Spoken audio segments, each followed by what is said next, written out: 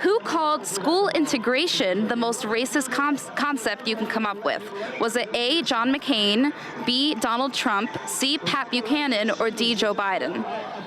I'm gonna say Trump on that one. It was actually Joe Biden. Whoa! Biden, we got some explaining to do on that one. Okay. Damn. In 2012, this person said to an audience of black people that Republicans are going to put y'all back in chains. A, Bernie Sanders, B, Joe Biden, C, Pat Buchanan, or D, Chuck Grassley? Joe Biden. Yes, you're noticing a trend here. Let's keep going. Okay. Who said this? I spent last summer going through the black sections of my town, holding rallies and parks, trying to get black men to understand it's not unmanly to wear a condom. A, Joe Biden, B, Donald Trump, C, George H.W. Bush, or D, Chuck Grassley? Joe Biden for 500. Yes, again.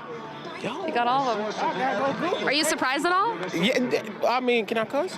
Yeah. You motherfucking right, I'm surprised. Biden, play that shit around here. He better not run again. I ain't voting for him.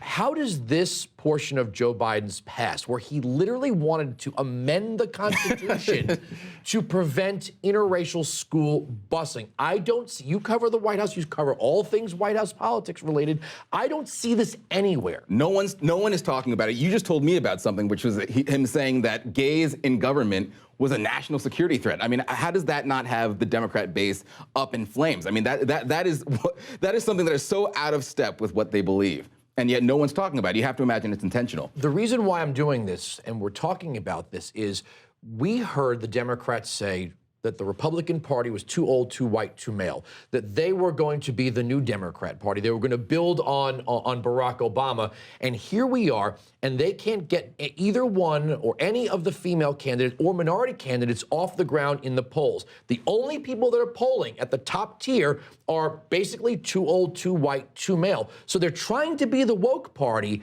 but the only thing they seem to be able to come up with is Joe Biden, who would, if the press was doing its job, would have to admit he's got the worst record, whether it's the crime bill, bragging about voting for the border wall, and then the other two things. Yeah, when it comes to wokeness, he has a terrible record. I think he has to renounce his whiteness. You remember he talks about how it's got to change, we've got to denounce white men. So okay, he's getting himself into. But why do they need him then? That's a great question. I don't know if anyone can answer that. If Democrats were dead serious about making this sea change, then Kamala Harris would be at the top of the polls, or Cory Booker would be at the top of the polls, or Kirsten Gillibrand or Elizabeth Warren.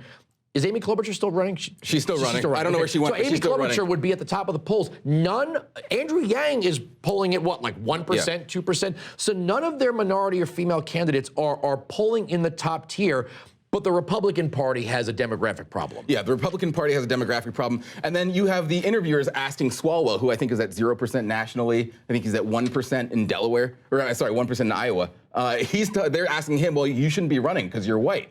So they're still trying to pretend like they're this party that's trying to get these minorities out there. And yet, as you say, their top two candidates are two white men. One has an abysmal record. And the problem that I think you're going to see with Biden, is he's going to try to become woke. He's going to try to denounce all of his previous positions. And then what he's going to do is he's going to lose the moderates that he could have maybe gotten with the reasonable positions, like, being against reparations and being pro-border wall. So he's going to lose the moderates who said, oh, maybe this guy isn't so bad, maybe in the Rust Belt. And then he's going to also not be able to capture the rabid left-wing base. So he's going to kind of end up in this no man's land. And so I don't know what's going to happen to him, and that's where I think the Democrat Party is screwed in the 2020 election. When we sent Anna out into the street to do man on the street interviews, not a single person.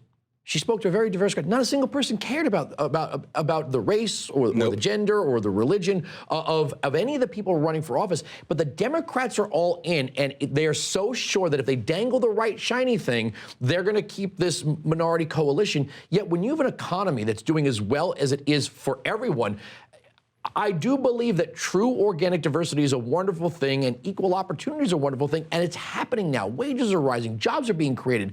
The Democrats are going all in. As Stacey Abrams said, it's all that matters, identity politics. Yeah, and you can't force it. When you have the right combination, when you have the right formula, someone like Obama, then it starts to matter. He was also the first. But when you have someone who's charismatic, who seems to be able to capture people's attention, and who also is black, then people start to care. But you can't force it. You can't have someone like Kamala Harris who has absolutely no charisma, absolutely nothing to say that's interesting. You can't have someone who's as boring as Elizabeth Warren, who has no style, I mean, Elizabeth Warren actually does have some substance that she's offering. She's the only one who's actually offering policies. But the rest of them are just clowns. Buttigieg just keeps telling us to trust him.